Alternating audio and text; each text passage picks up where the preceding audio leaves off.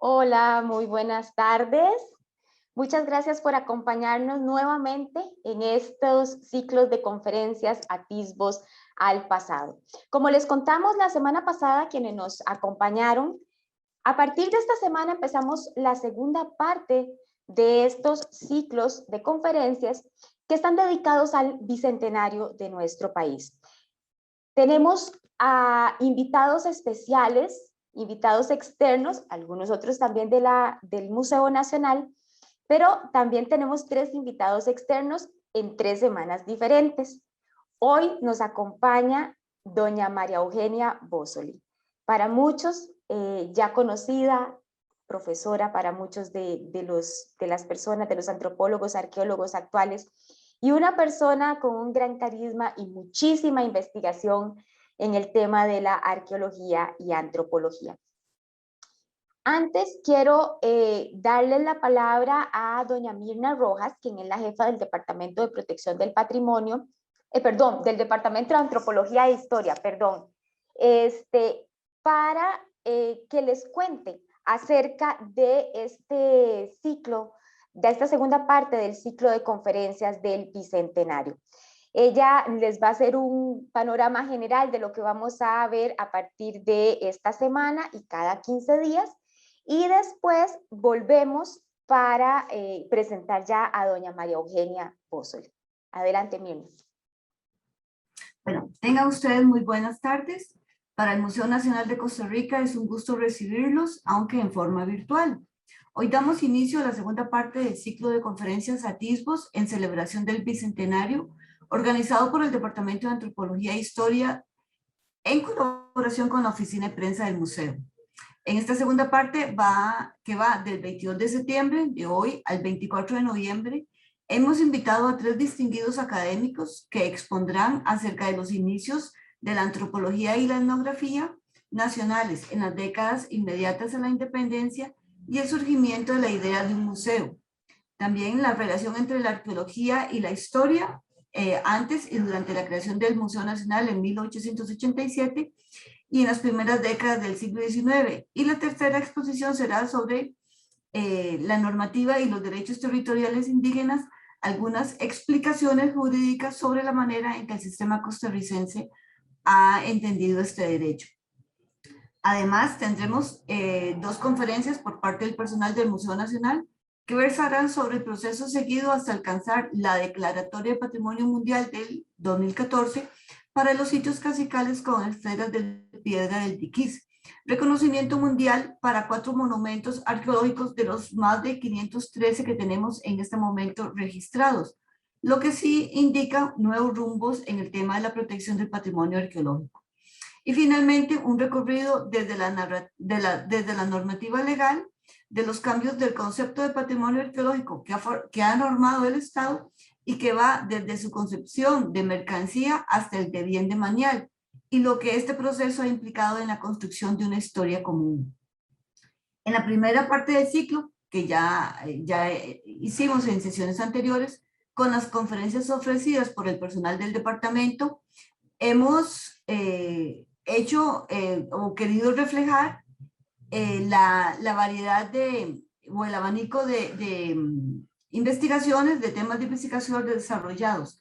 Ahora, en esta segunda parte, lo que se quiere es hacer reflexionar sobre el devenir de los estudios realizados en los campos de arqueología, la etnografía, la historia y el derecho, que han guiado los caminos seguidos en la formación de una identidad costarricense, una identidad multicultural todavía en proceso. Seguidamente le voy a dar paso a doña María Eugenia, quien nos va a exponer la presentación. La presentación de doña María Eugenia se llama Los inicios de la etnografía, arqueología y la idea de un museo en Costa Rica entre 1850 y 1886. El resumen que hemos publicado y que me gustaría leerlo para, digamos, conocimiento de todo, para que se vayan ingresando, digamos, al tema, es este. Con la independencia de Costa Rica, viajeros y exploradores no hispanos tuvieron la oportunidad de llegar al continente, a explorarlo con múltiples intereses. Muchas de estas personas llegaron a Costa Rica interesados en investigar sus riquezas naturales, flora, fauna y minerales, y otros atraídos por las ruinas y antiguas civilizaciones. Casi siempre ambos intereses convergían. Estos son el origen de lo que hoy conocemos como estudios de antropología y de arqueología, y de ahí recuperamos esos primeros registros de la historia antigua y de los pueblos indígenas que la han habitado. Tales registros, a su vez, eso es lo importante en este tema, se relacionan con el mismo origen del Museo Nacional de Costa Rica, que es lo que doña María Eugenia les presentará en detalle. Y le cedo la palabra a doña María Eugenia. Como ya decía doña Mirna, esta conferencia es acerca de etnografía, arqueología y las primeras ideas de crear un museo en Costa Rica. Eso estamos hablando de 1850 hasta 1886. Mirna y yo hemos estudiado la historia del Museo Nacional desde el punto de vista de la formación y el mantenimiento de una cultura institucional, la cual es parte de un contexto sociocultural más amplio en que se desarrollan otras instituciones. En el caso de los museos, el conjunto de elementos organizativos de estas entidades forma una cultura institucional de museos, pero también cada entidad va adquiriendo rasgos diferenciados, lo que permite referirse a la cultura de cada museo en particular.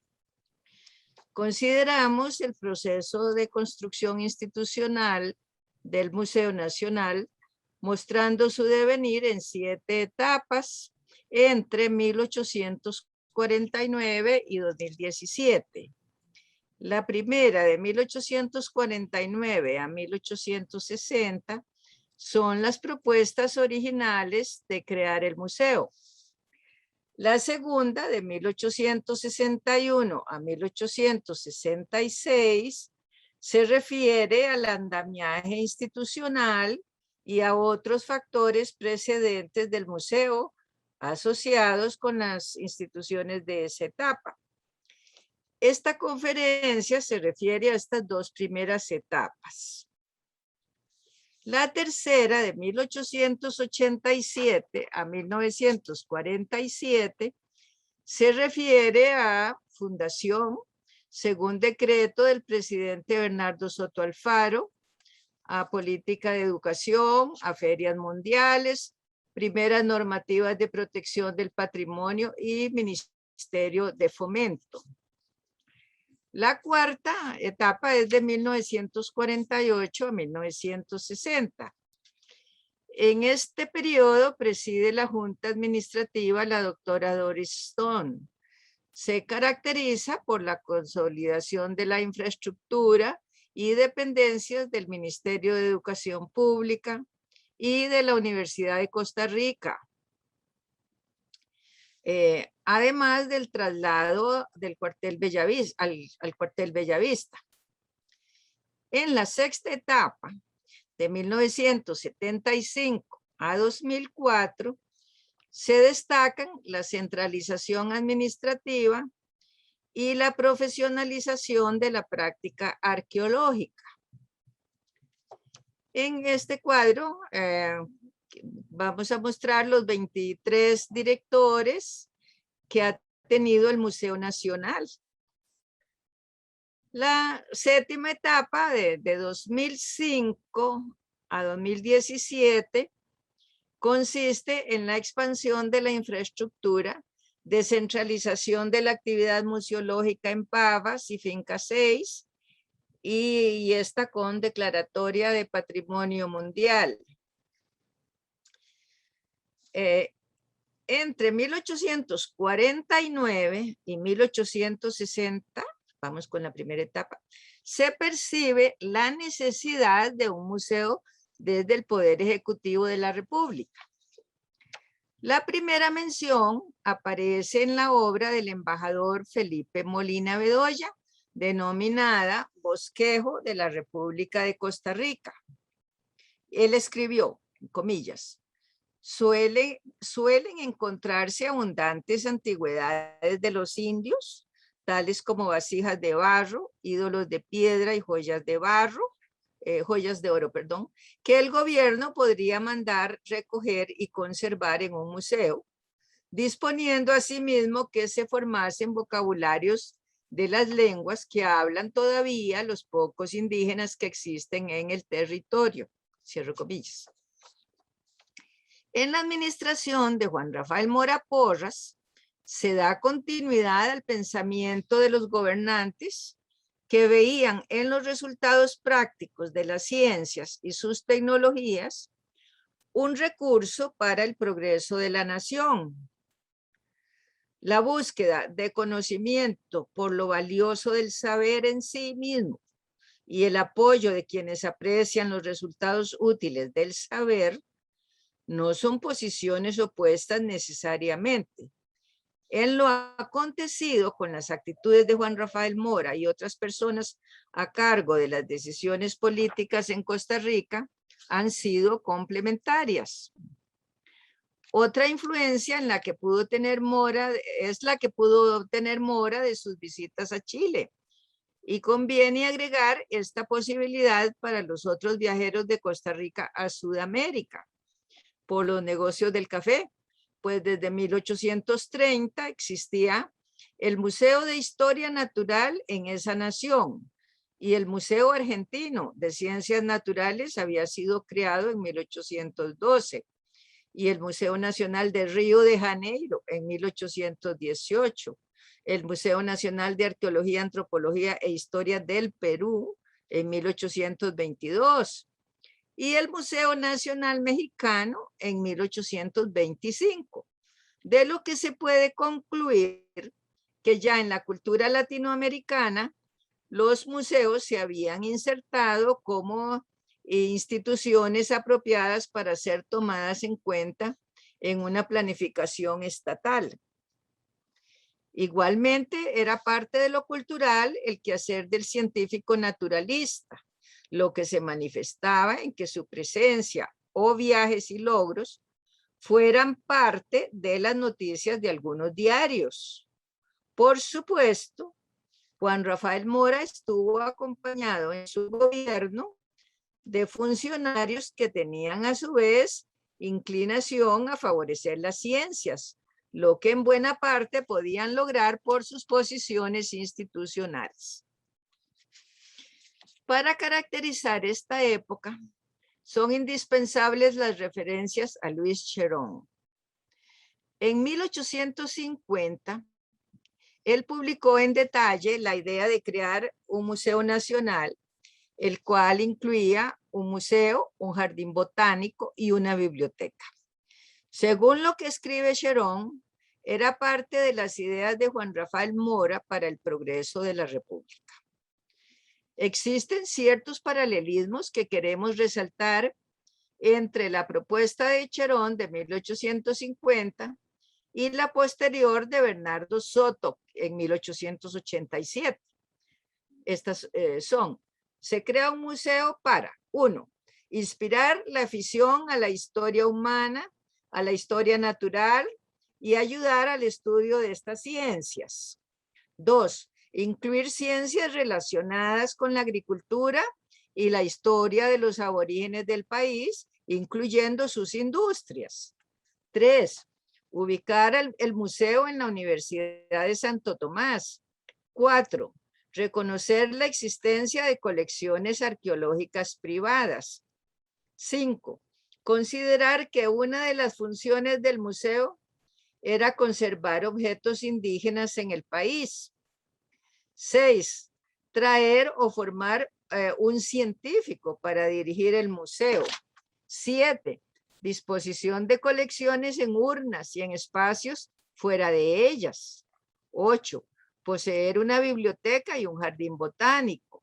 9, personal administrativo mínimo de 2 o 3 personas. En cuanto a coleccionistas y colecciones arqueológicas, el mismo Luis Cherón reconoció su existencia en manos privadas, las cuales se habían formado al remover la tierra para crear tierras de labranza y la apertura de caminos. La posición geoestratégica de Costa Rica motivó la colonización y la expansión del café y de las colecciones. Otro estudio que se hacía en esa época era el de la etnografía indígena. Algunos de los naturalistas visitantes en la época de Juan Rafael Mora describieron e interpretaron costumbres de los grupos humanos costarricenses, incluidos grupos urbanos, campesinos criollos, campesinos indígenas e indígenas denominados tribales o limítrofes, según el avance que en ese tiempo tenía la etnografía. Mencionamos algo de esos ensayos etnográficos y etnológicos tempranos en el país porque etnografía y etnología serán incluidas en el quehacer del Museo Nacional a partir de 1887. A mediados del siglo XIX se utilizaba la noción de raza. Por ejemplo, definían a los habitantes del país como de razas blanca, europea, asiática, indígena y negra. Y raza era un concepto explicativo de comportamientos.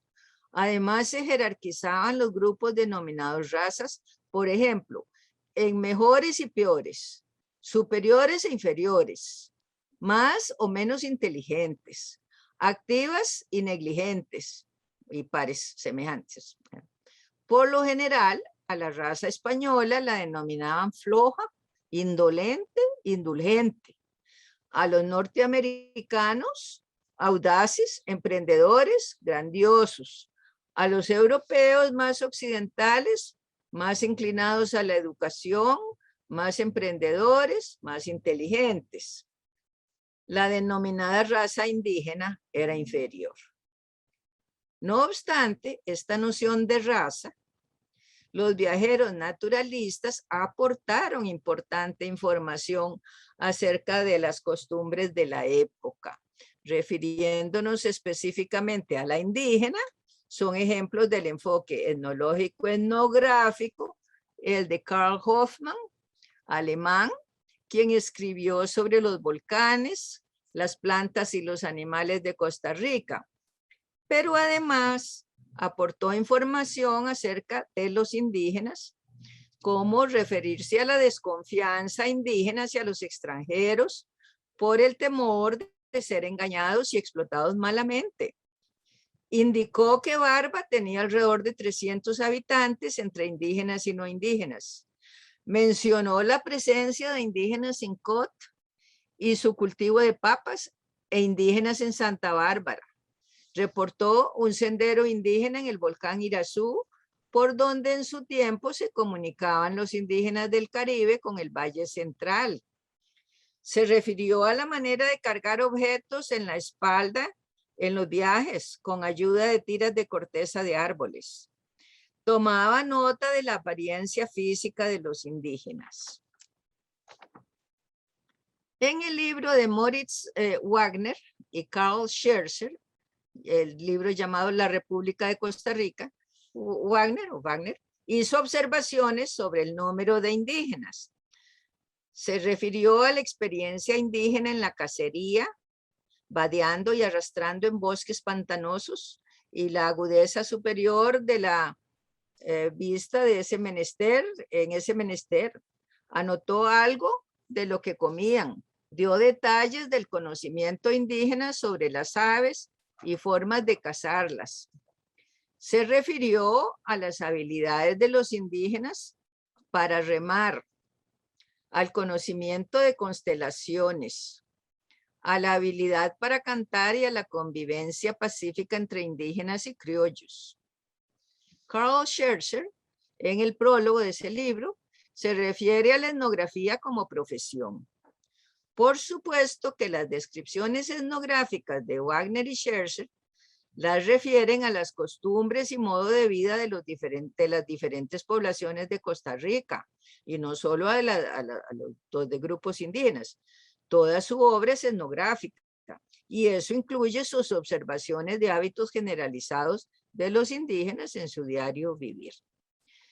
Wagner y Scherzer utilizan no solo sus observaciones directas, sino que las comentan de acuerdo con lo escrito sobre los países de América Central y dan muestras de conocer todo lo publicado hasta esa época. También se refieren a sus búsquedas de información en archivos. En la recolección del vocabulario indígena, Scherzer utilizó una lista aportada por un etnólogo lingüista y recurrió a un colaborador indígena para obtener datos. Otro, Thomas Meagher, de origen irlandés, residente en Estados Unidos, en lo que se puede considerar como aspecto metodológico, es de notar que Meagher utilizó algo así como la opinión experta. Por ejemplo, buscar el saber que sobre los indígenas tenía el obispo Anselmo Llorente. Otro ejemplo de este proceder fue con el padre Acuña, en Paraíso de Cartago, otra persona experta en lo indígena en ese tiempo. Otro aspecto metodológico es obtener la colaboración de un indígena, Pedro, para informarle sobre el lugar y su gente.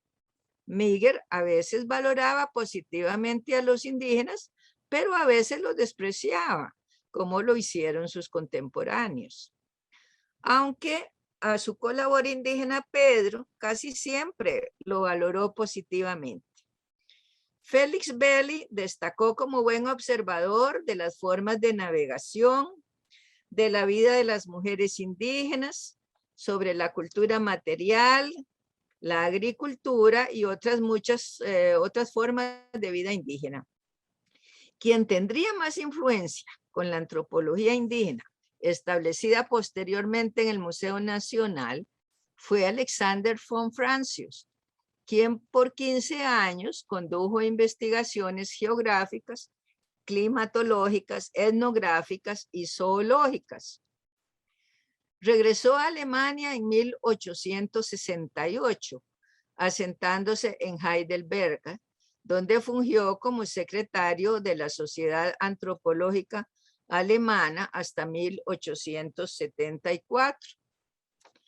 La metodología naturalista de observación y de estudio de Francius detalla costumbres, tiene conocimiento de estudios etnológicos y arqueológicos que se llevan a cabo en su tiempo. Por eso puede describir lo que es al presente el monumento arqueológico Las Mercedes y los yacimientos de la cuenca del Pirrís.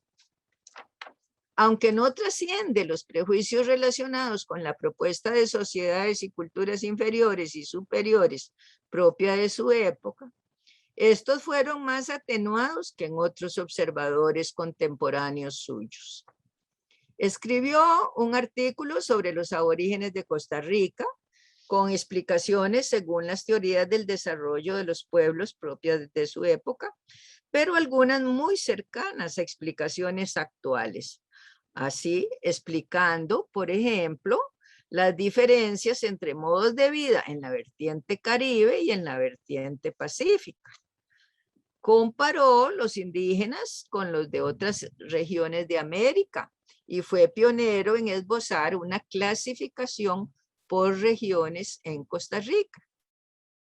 En general, los naturalistas de mediados de siglo documentaron respecto de indígenas: 1, demografía; 2, el pasado; 3, identificación y localización de grupos indígenas; 4, lenguaje; 5, vida familiar; 6, vestimenta; 7, vivienda; 8, implementos de trabajo y objetos de uso cotidiano; 9, cacería y pesca; 10, agricultura y ganadería; 11, alimentación; 12, armas; 13, medios de traslado y de carga; 14, intercambio comercial; 15, otras fuentes de ingresos; 16, gobierno; 17, medicina;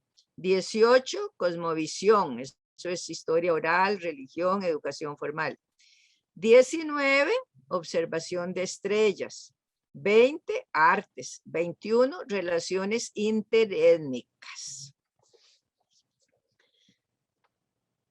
Después de 1860, ya estamos en la segunda etapa, en los antecedentes del Museo Nacional, las investigaciones etnográficas y arqueológicas de la vida indígena influidas por visitantes y residentes extranjeros continuaron.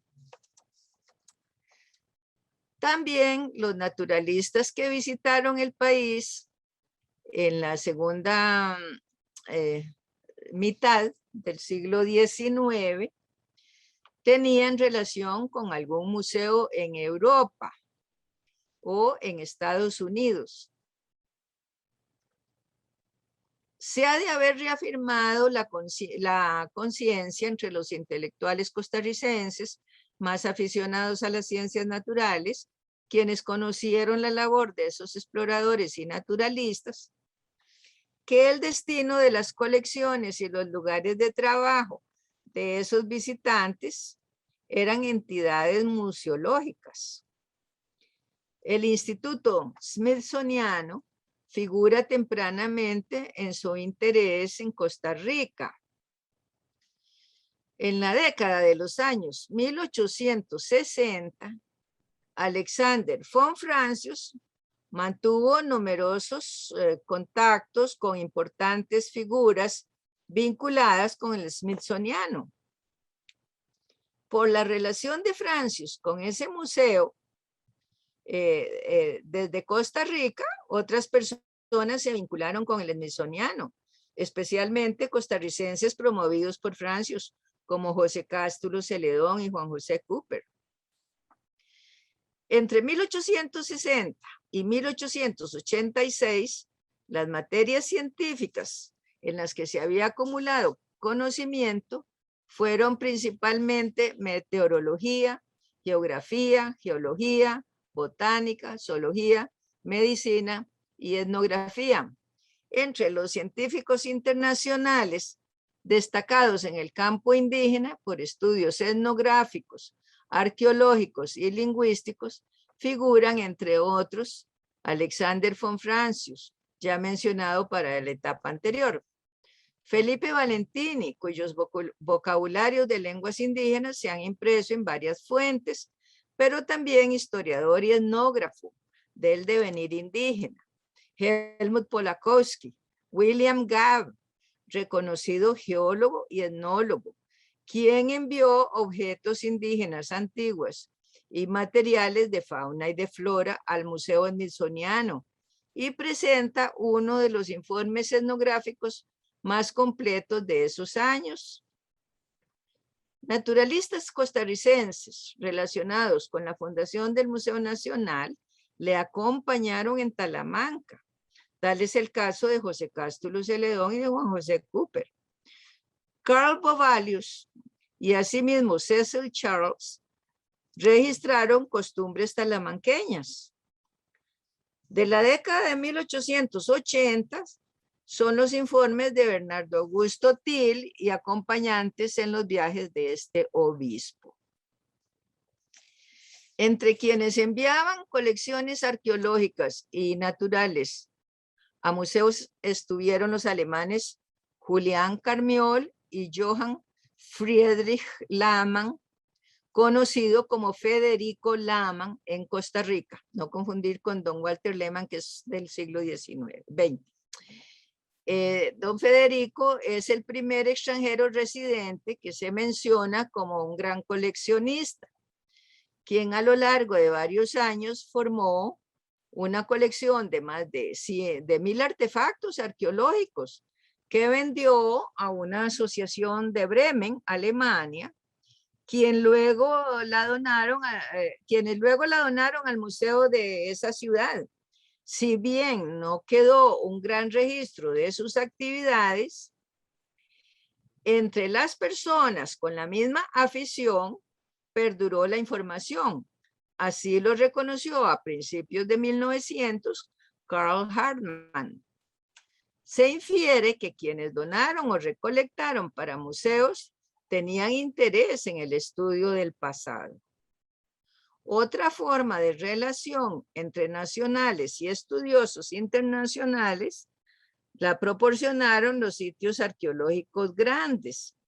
Por ejemplo, la hacienda Guayabo fue poseída antes de 1858 por Manuel Bedoya y Francisco Kurze, alemán, quienes promovieron la creación de un museo y fueron amigos de Karl Hoffmann y Alexander von Francius. Pero posteriormente, la hacienda Guayabo fue del señor Juan Ramón Troyo, quien además se comunicaba frecuentemente con Helmut Polakowski. En esta segunda etapa del proceso de institucionalización del Museo Nacional, concebida de 1861 a 1886, los individuos asociados con la creación del museo adquirieron experiencia participando activamente en la vida institucional del país, la que se fue haciendo más compleja. Aprendieron a concebir instituciones como medios para solucionar necesidades y retos. Uno de tales retos fue la participación en las exposiciones universales, lo cual abonó a la idea de crear un museo, como ocurrió desde la Exposición Universal de Londres, que se llevó a cabo en 1862.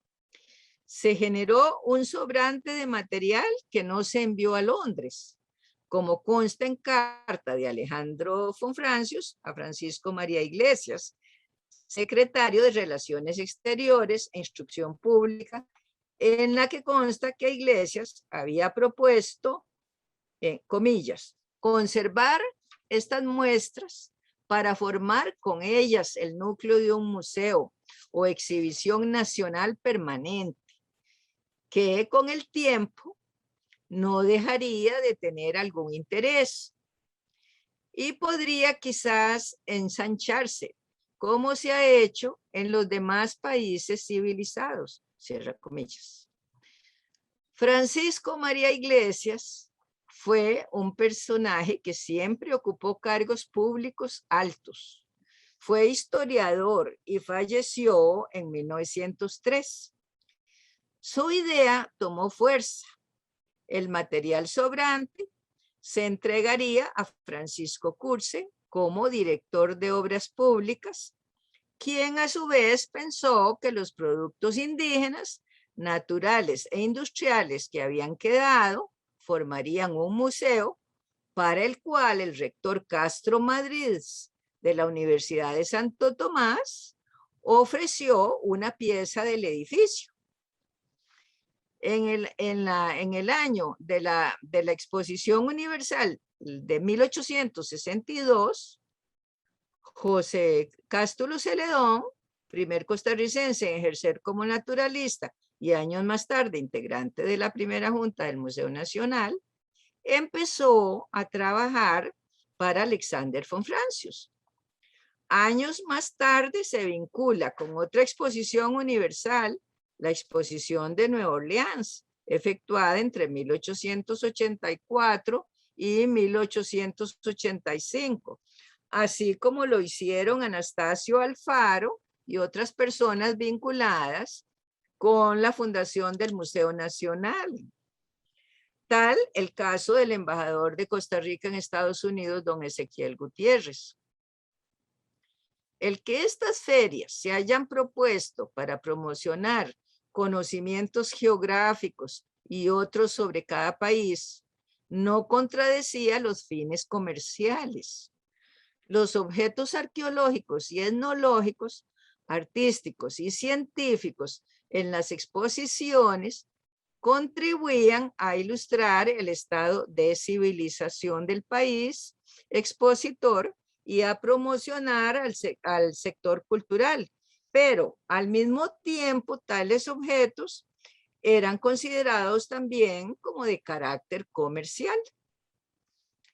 Nosotras proponemos la tesis de que en el siglo XIX la institucionalización de los museos no solo obedeció a propósitos científicos y culturales, sino que también se promovió la institucionalización porque el quehacer museológico estaba ligado al progreso de cada país en el campo económico. Parte de los bienes exhibidos en la Exposición Nacional de 1886 pasaron a integrar las colecciones del museo en 1887. Esta exposición se considera una antesala de la creación del museo y varios de sus organizadores pasaron a ser miembros de la primera junta directiva de esa institución. O sea, don Anastasio Alfaro, secretario, miembro permanente, don José Cástulo Celedón, don Manuel Carazo Peralta, don Juan Rojas, don Juan Francisco Echeverría, don Enrique Pitier y don Pablo Violey. Entre las entidades gubernamentales involucradas en la creación del Museo Nacional estuvo la Oficina de Obras Públicas. Esa fue fundada en 1861. En relación con esta entidad, ya se mencionó que su primer director, Francisco Curse, propuso un museo. Años más tarde, el presidente de la República, don Aniceto Esquivel Sáenz, nombró en la Secretaría de Obras Públicas a don Manuel José Carazo y Peralta, quien en 1887 sería uno de los integrantes de la primera Junta del Museo Nacional.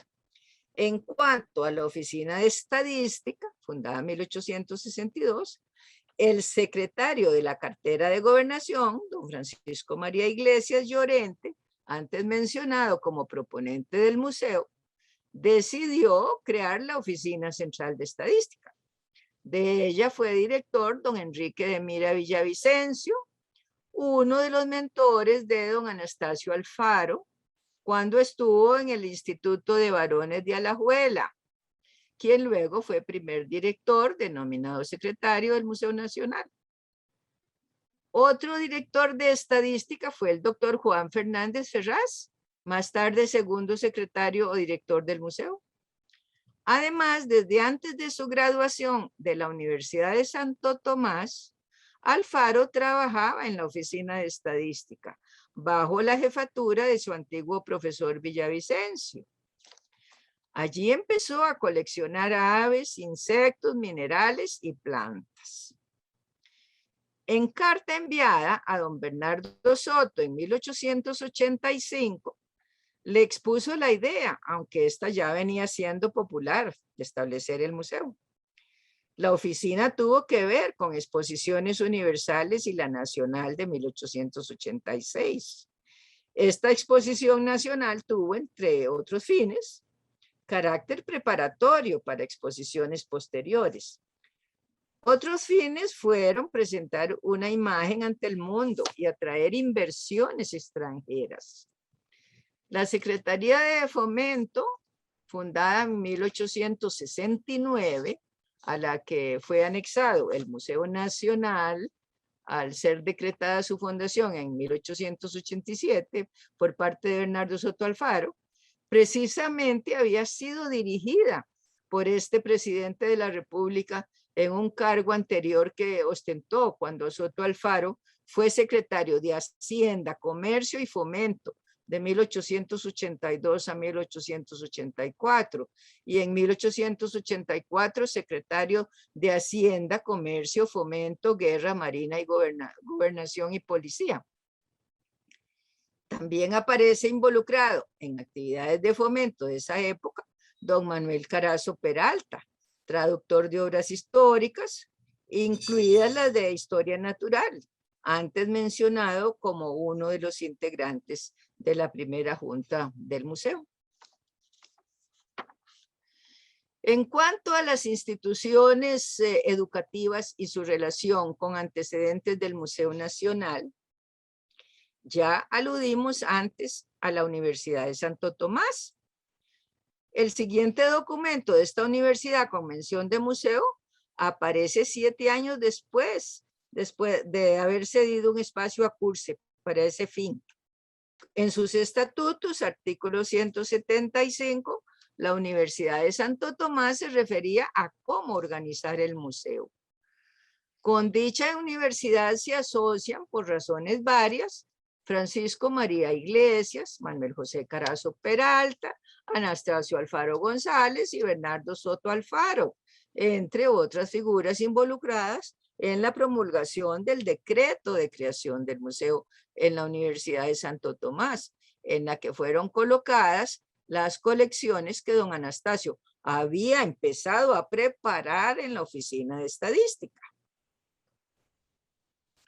El Instituto Municipal de Varones de Alajuela, el Colegio San Luis Gonzaga, el Instituto Nacional y el Instituto Universitario fueron instituciones de enseñanza media que mantuvieron el interés en historia, geografía y en historia natural. En estas entidades hubo profesores y alumnos que luego se relacionarán con el museo. Entre los museos extranjeros, el Instituto Smithsoniano se constituyó en algo así como el padrino del Museo Nacional. Luco Gil Quiroz considera factores de éxito en la relación del Smithsoniano con el devenir de las ciencias naturales en Costa Rica las siguientes. 1. Atributos personales de investigadores, diplomáticos y otros, como el entusiasmo, la capacidad de convocatoria, el ser grandes comunicadores, la generosidad, la cooperación y el respeto mutuo. 2. Cercanía geográfica entre Costa Rica y Estados Unidos. 3. Afinidad de la avifauna y mastofauna de Costa Rica con la de Norteamérica. 4. Apoyo oficial por actividades científicas. Hubo participación de costarricenses también en congresos internacionales relacionados con museos, incluso en el primer Congreso Internacional de Americanistas en 1875, en el cual participó por Costa Rica León Fernández Bonilla. Otro factor fue la creciente acumulación de estudios con enfoque de historia natural, formación de colecciones arqueológicas, confianza en usos aplicados de las ciencias, de especial importancia en la segunda mitad del siglo XIX. En relación con esta conferencia, hablaré un poquito de lo que he dicho. Hemos aludido a los factores que influyeron para crear la cultura institucional museológica en Costa Rica entre 1849 y 1886. Hemos propuesto que hubo un proceso por etapas, concatenadas unas con otras en el devenir del museo. Especialmente elaboramos las que tuvieron lugar entre 1849 y 1861 y entre 1861 y 1886 la otra, previas a la creación del Museo Nacional en 1887. Señalamos la importancia en los antecedentes del Museo Nacional de entidades como las oficinas de obras públicas, estadística y fomento, la influencia de instituciones educativas y de museos extranjeros. Destacamos la participación de extranjeros en el avance de las ciencias que eventualmente se promoverían desde el Museo Nacional y su influencia en los estudiosos y autoridades gubernamentales costarricenses.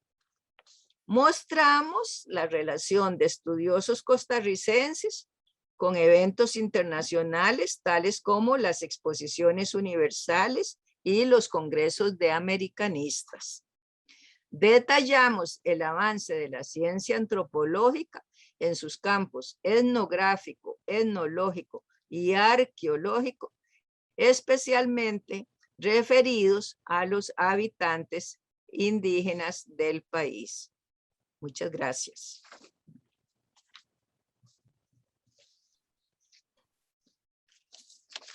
Muchas gracias, doña María Eugenia.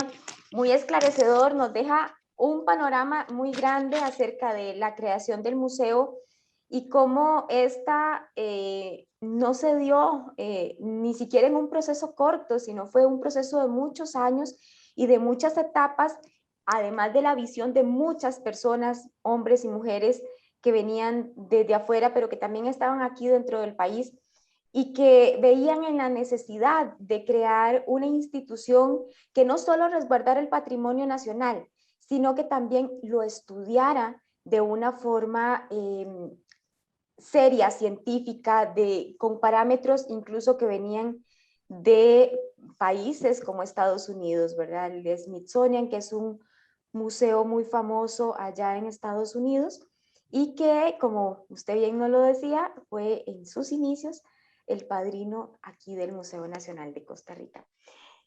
Doña María Eugenia, tenemos varios saludos.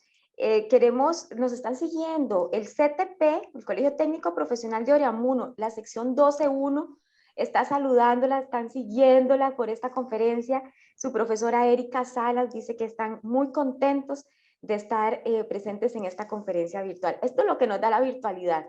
Si estuviéramos en la presencialidad, que también tiene sus cosas muy bonitas, pues no podríamos tener todo un grupo de estudiantes, ¿verdad? Siguiéndonos. Y don Miguel Madrigal dice que está muy contento con la información y que la va a compartir con la sección de veteranos de la Cruz Roja costarricense. Imagínense. Está bien. Vamos a ver, saludamos también a don Bernal Rodríguez que nos está siguiendo, don Eduardo Fay nos está acompañando y dice que es un aporte esencial para el conocimiento de la historia de museos en Costa Rica. Muchas gracias, dice doña María Eugenia, siempre contribuyendo con la educación y el desarrollo de nuestras personas, de nuestros seguidores y del pueblo. Doña Eugenia Ibarra, un saludo para doña Eugenia también, sí, que nos saluda y dice que es un contexto muy valioso el que usted nos brinda, y así es, muy esclarecedor. Celina dice, hermosa presentación, siempre es un gusto escuchar a doña Eugenia. Tengo una pregunta, dice, ¿cuál es la relación actual entre la antropología y la arqueología? ¿Y la etnología? Antropología y arqueología. Ah, y arqueología. Nosotros consideramos, yo vengo de una escuela de antropológica de la inicial, en el siglo, bueno, tal vez principios del siglo XX, que arqueología americana siempre fue parte de la antropología. Esa es la relación, la arqueología en América se considera parte de la antropología. En arqueología en el Viejo Mundo tiene como otros orígenes, por ejemplo, como se relacionó tanto con estudios clásicos, lenguas clásicas, y como otras finalidades, no está ahí tan incluida la arqueología dentro de la antropología en Europa. Pero bueno, posteriormente sí, claro, con la influencia del desarrollo de la antropología, después de que se inicia así con esa materia incluida en Estados Unidos, pues sí, ya algo tiene. Pero bueno,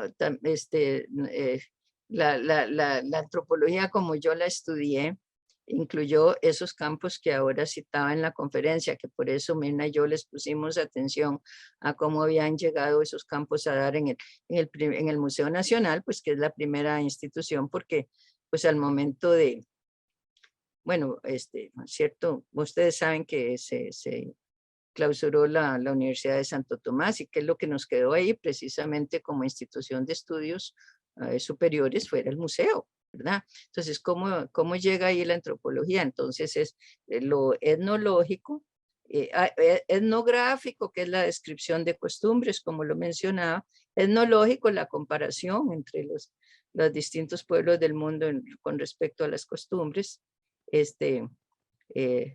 lo arqueológico, el pasado, ¿verdad? De esos pueblos, y la parte biológica de la antropología, ¿verdad? Entonces, el Museo Nacional, por cierto, también tuvo desde de inicio, sobre todo, es un poco más claro ahí con don Juan Fernández Ferraz, interés en la parte biológica de la antropología. Así que esos 4 campos, sea igual que ocurre con Franz Boas en Estados Unidos en la Universidad de Columbia, que funda la antropología con esos 4 campos, nosotros ya los tenemos también cuando inicia el Museo Nacional como campos de estudio. Así es, gracias, doña María Eugenia. Don Bernal Rodríguez, hola, don Bernal, nos sigue, qué gusto. Dice que muchas gracias. Creo que el papel de Anastasio Alfaro, liderando el Cherry y Underwood, más de las ciencias naturales, ayudó a fortalecer relaciones con grandes museos. Así es. Nos convertimos en una de las más importantes colecciones neotropicales de aves y mamíferos.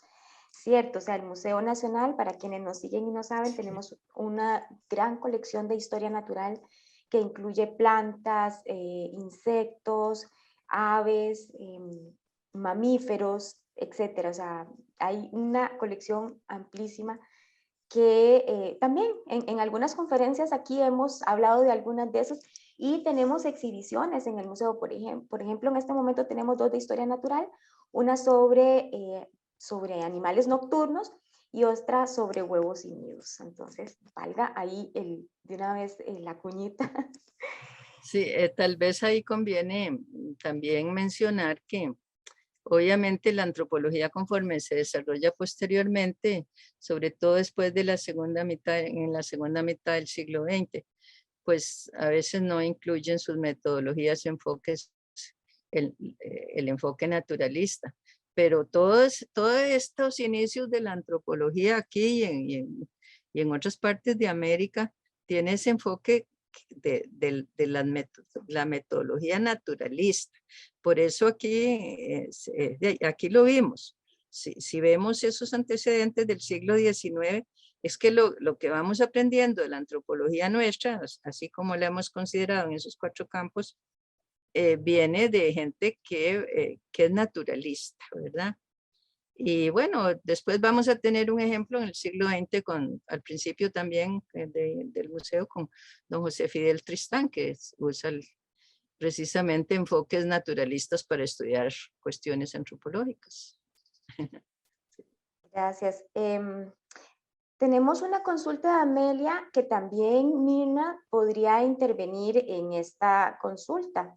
En realidad Amelia pregunta al punto de vista de doña María Eugenia sobre la gestión de las colecciones arqueológicas por parte del museo y los retos que tiene actualmente.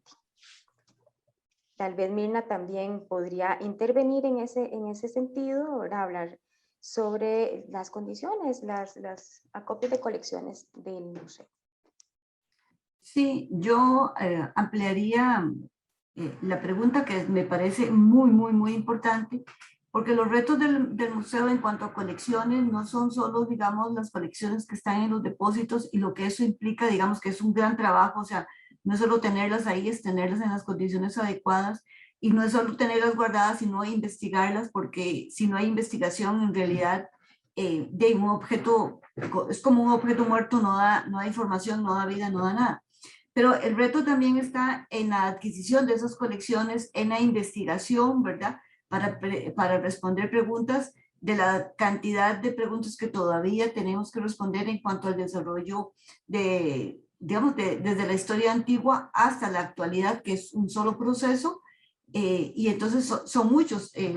Básicamente, digamos, siempre es poder ir adelante antes de que se destruyan los monumentos arqueológicos y luego tener las condiciones adecuadas para recuperar esa colección, ¿verdad? De este sitio, cualquiera que este sea, y luego tener, digamos, pasar al laboratorio para hacer toda, digamos, la limpieza, el procesamiento, la obtención de muestras, poder tener, digamos, muestras de almidones para saber, digamos, qué se estaba consumiendo en las vasijas, fechamientos radiométricos que son tan importantes para poderle darle un orden al proceso, y por supuesto los depósitos y las bases de datos son muchos. Estamos trabajando, eso es lo bueno, digamos, estamos en un gran proyecto, digamos, a nivel interno para hacer un manejo más adecuado de todas las colecciones desde su ingreso y esperemos que dentro de 100 años podamos hablar mejor del museo. Gracias. Tal vez, Mirna, también hacer conciencia en la población de la necesidad de que si se encuentra por casualidad, muchas veces nos llegan consultas de gente que dice que me encontré en mi propiedad algún elemento que piensa que es indígena y lo saca y busca y...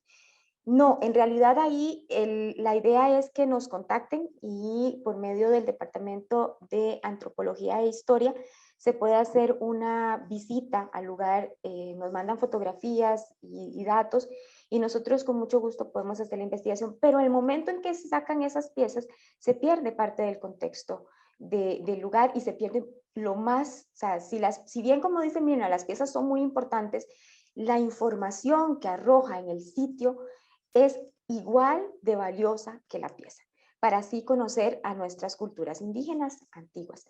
Entonces, también agregarle a lo que dijo Mirna eso, ¿verdad? O sea, si alguien, la gente, ¿verdad?, que nos está siguiendo, si pueden decirle a personas que ustedes conozcan que no saquen piezas de sus sitios, que nos contacten y nosotros con mucho gusto los estaremos asesorando y estaremos visitándolos incluso si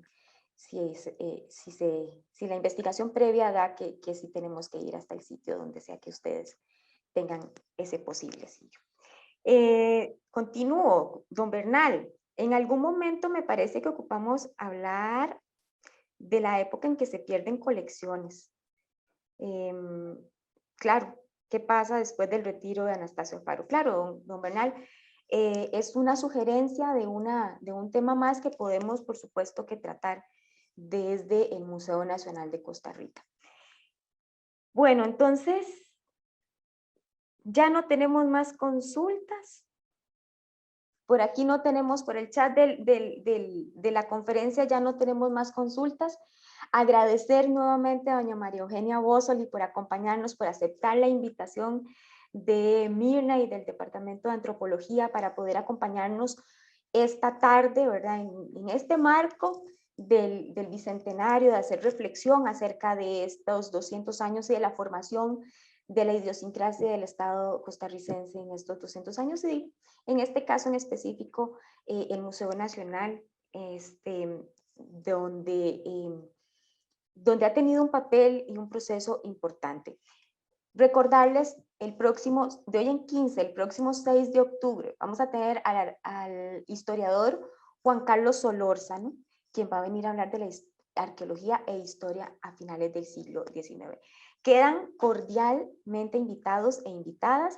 Esta conferencia queda ahí en el muro de Facebook del Museo Nacional para que ustedes las compartan o la repasen si fuera necesario. Doña María Eugenia, nuevamente muchísimas gracias a todas las personas que nos acompañaron.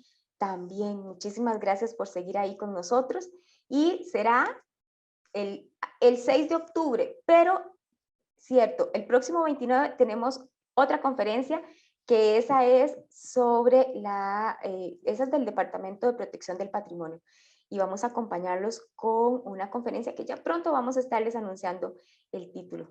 Muchísimas gracias y nos vemos en la próxima. Hasta luego.